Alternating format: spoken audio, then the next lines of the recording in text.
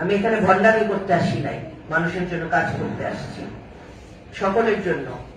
5.5 লক্ষ ফরিদপুরবাসীর জন্য কাজ করতে আসছি।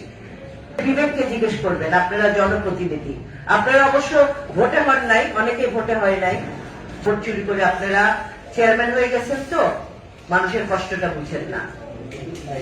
হ্যাঁ, আমরা মানুষের কষ্ট বুঝি।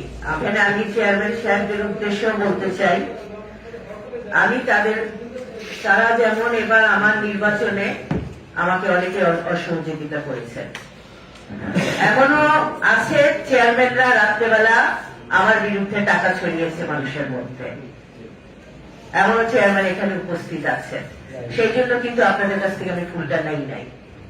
আপনারা ভালো মানুষ চিনতে ভুল করতেছেন, এটা আপনাদের বিরাট ভুল। আপনারা যদি ভালো মানুষের সাথে থেকে কাজ করতে না পারেন, এর ফল আপনারা পাবেন ইনশাআল্লাহ। এখানে 2 জন চেয়ারম্যান বাদে আর একজন চেয়ারম্যান কিন্তু আমার সাথে সহযোগিতা করে না, কিন্তু এই রোজার মুখে আমি বলতেছি, আপনারা বলছেন আমাকে সহযোগিতা করবেন, আপনাদেরকে সিকিউরিটি আমি দিছি, হ্যাঁ, কিন্তু ঠিক তার উল্টা করছেন আপনারা। ইসলামের ধর্মে এটাকে কি বলে আপনারা জানেন, আমি বললাম না। রোজা মুখে আমি বললাম না। আপনারা যেটা করবেন না সেটা মুখে বলবেন না। হ্যাঁ, আমি অনেক কিছু করতে পারি, কিন্তু আমি ক্ষমতা দেখাবো না। আমার ক্ষমতা হলো একটাই, সেটা হলো মানব সেবার ক্ষমতা আমি চাই, আর কোনো ক্ষমতা আমি দেখাতে চাই না।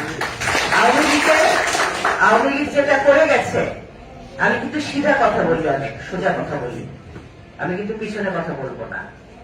আমি আপনাদের ফুলটা নেই দেখছেন, কারণ আপনাদের ভেতরে একরকম, বাইরে আরেক রকম।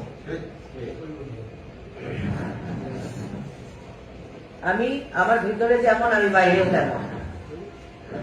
আমি এখানে ভণ্ডামি করতে আসি নাই, মানুষের জন্য কাজ করতে আসছি, সকলের জন্য। 5.5 লক্ষ ফরিদপুরবাসীর জন্য কাজ করতে আসছি। আপনারা এমন কাজ করছেন যে 5.5 লক্ষ মানুষ বিপদগ্রস্ত হইতে পারত আজকে। এমন কোন সংগঠন, এমন কোন দল যদি ক্ষমতায় আসতো, ফরিদপুরের 5.5 লক্ষ মানুষ বিপদে পড়ত। নিজের বিবেককে জিজ্ঞেস করবেন, আপনারা জনপ্রতিনিধি, আপনারা অবশ্য ভোটে হন নাই, অনেকে ভোটে হয় নাই, চোট্টামি করে মানুষের ভোট চুরি করে আপনারা চেয়ারম্যান হয়ে গেছেন, তো মানুষের কষ্টটা বুঝেন না। হ্যাঁ, আমরা মানুষের কষ্ট বুঝি। আমরা 17 বছর আমরা অত্যাচারিত মানুষ, আমাদের নেতাকর্মীরা কত কষ্ট পেয়েছে আমরা জানি। দিনের পর দিন যদি আপনারা মাসের পর মাস যদি বাড়িতে থাকতে না পারেন পরিবার পরিজনের সাথে, আপনারা বুঝেন কত কষ্ট। মজবুত চেয়ারম্যান বুঝেন? হ্যাঁ, না বুঝেন নাই, এখনো ভালো মানুষ চিনেন নাই। মাপ চেয়ে ভালো মানুষ চেনার চেষ্টা করেন। আমার কথাগুলো খুব কড়া, খুব খারাপ লাগতেছে আমি জানি, কিন্তু তাছাড়া আমার কোন উপায় নেই আর কিছু বলার। আমি একজন ন্যায় পথের মানুষ, আমি মিথ্যা কথা একটাও বলি না।